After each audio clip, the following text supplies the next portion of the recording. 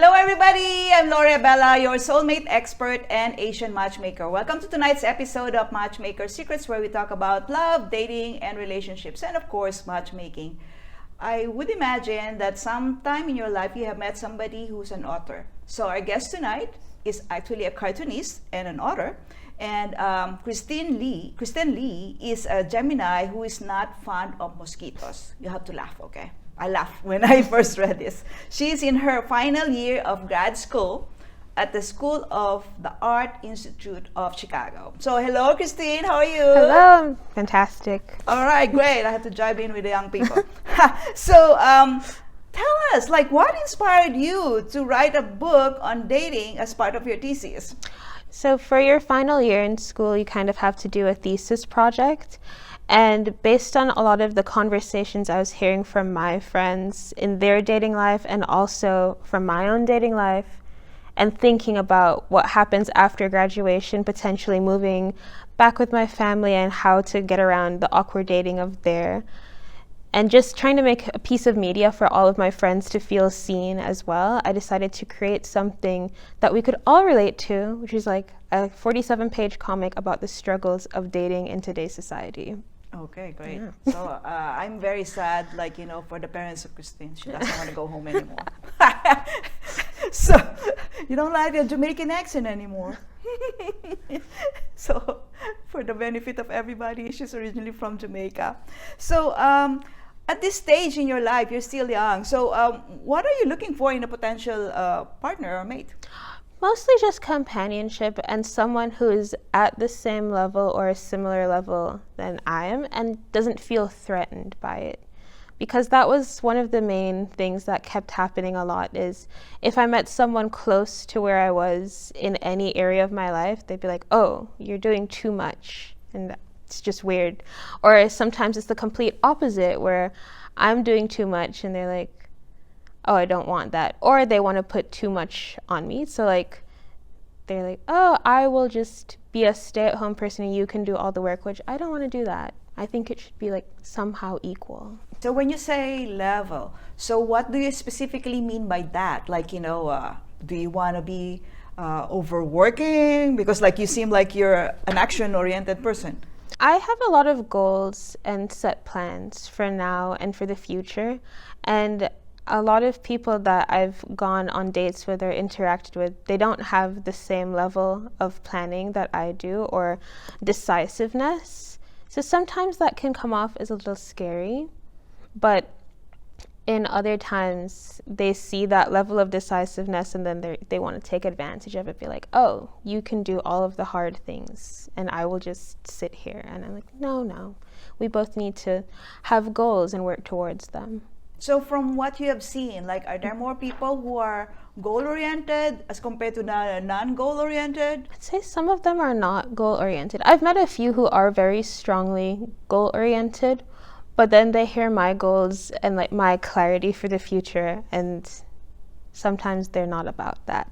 So are your parents also forward-thinking? Because somehow you have picked that from somewhere. My parents definitely are, and I feel like a part of why I am very decisive and picky with who I date as well. They've been together for this year 26 years, and in every course of action that I've wanted to do for my life, they've been like, okay, what's your plan for this? And I think that has helped me a lot as a person. So I do love my parents genuinely and would love to move back with them, but it would be awkward to date around them. Oh, okay. So is that the tradition in Jamaica? You live back with your parents at their home? Yeah, in Florida. It's fun. Okay. And so will they allow you to live in another house because you're already 20-something? Probably, but due to the economy, I think I'd stay with them. Okay, I got it. It's more practical. You said earlier to me that you have been using online dating. And so how is that working for you? It's been a journey. To say the least, it's been a journey. I've met a lot of interesting characters on dating apps. They vary. And I would say right now, it's pretty rough out there in trying to even just go on a date with a person, because a lot of people are just looking for something casual. They don't really want relationships anymore. They're just looking for something fun. And like, I don't want that. You know, you have friends as well who are the same age as you. So have you seen women who are also interested with having just fun? Because like, you know, somehow there should be a balance. If the men are only looking for fun, and I was thinking like, okay, so that will be difficult for men as well to look for somebody if their goal is different from the women. Some of them are looking for fun, but a lot of them now are looking for a relationship, and now they can't find that either. So there is a balance, but it also feels like there's an imbalance. But that could just be my friend group. We could all just be hopeless romantics. Okay. And so how are your friends feeling about that? And you as well. We kind of are on the verge of giving up, but yet we haven't. We keep saying we're going to delete the apps, but yet we're still on them.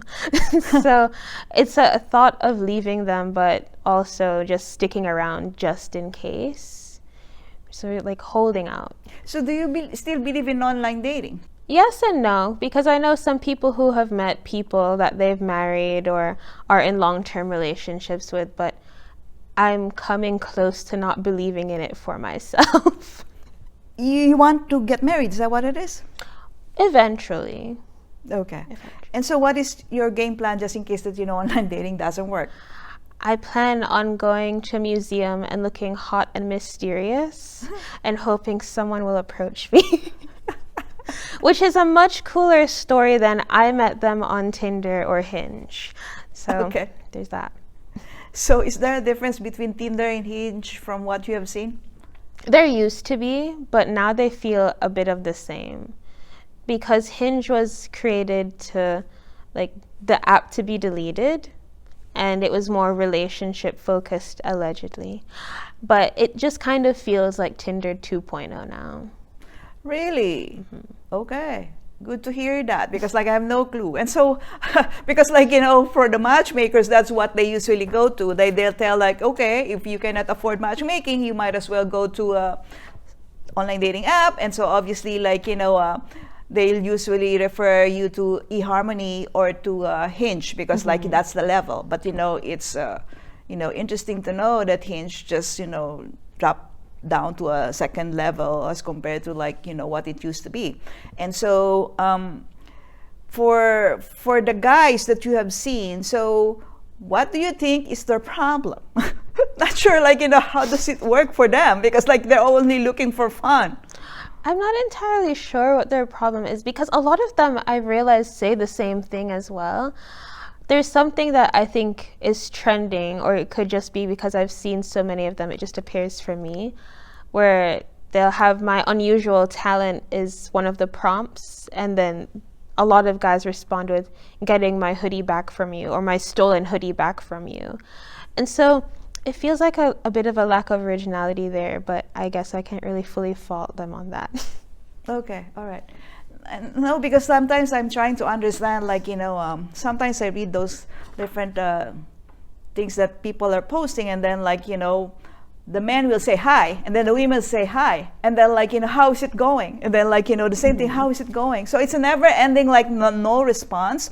So is that the way that, you know, you communicate with your women friends as well? Something about the way that men communicate on these apps has a lack of flavor. Like, they won't really say much, and sometimes they'll space it out, or sometimes they'll say too much. Like, I matched with someone on Hinge because he complimented my skincare routine. I said, oh, wow. And I was like, oh, yeah. And I, like, started talking, and he said, fair warning, you have the same name as my ex. But that was the second thing he said to me. So it was an interesting way to start and end the conversation, because I didn't respond to that. Okay, all right. Yeah, I'm just trying to understand, because, like, you know, that's how we are, you know, exposed, the matchmakers. Like, men usually are like more or less a little mature at around 35. So I don't expect much from the 20-something. But the thing, though, is that I'm just wondering where they're going. If they're just like, you know, all they say is hi, hello, and that's about it. And how do people date? Like, you know, once you see each other, so what's the next step? Like, you know, do they actually do something more than just like hi, hello, and text? Sometimes they do, because I try to be picky with who I go on the date with. Like, we have to have a solid conversation flowing, because if there's no conversation, I don't know if I can trust that in real life, because I can carry the conversation and plan everything out, but I would choose not to, and I would prefer not to. So that's something that I look for before going on the dates with them, just to see if they can hold a conversation or be a good conversationalist. But sometimes that doesn't matter. And then in real life, they are not the best at it.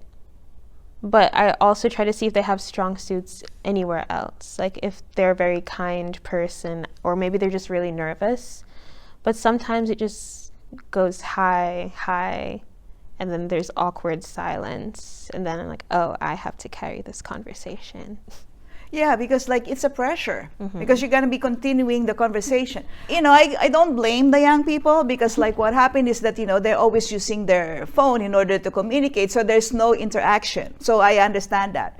But, I'm just wondering how it is like for you to feel, on the other side, you're talking to people your age, and that's what they do. Like, I'm sure when you were younger, you also used your phone all the time, and then like that's the way you communicate. So there's no interaction. But, it's a little different for you, because you have Jamaican parents, and then like, the concept of having like family conversations is important for people from Jamaica, because like they party, they just laugh and then enjoy things, and then have meals together, because they're family oriented. So that's just what I'm just saying, like it's odd, but of course like you are somewhat different from them in that regard of being family oriented. How do you see yourself now, 5 years from now, with all these things was just happening in the dating scene for people around your age? I am trying to find myself with hope in 5 years. I mean, it's dwindling, because when I was much younger, I was like, oh, because my parents got married when they were in their late 20s. So when I was younger, I said to myself, oh, by the time I'm this age, I'll be in a stable relationship and blah, blah, blah. I have passed that age. So I'm still pretty young, but it's something that I think about every now and then.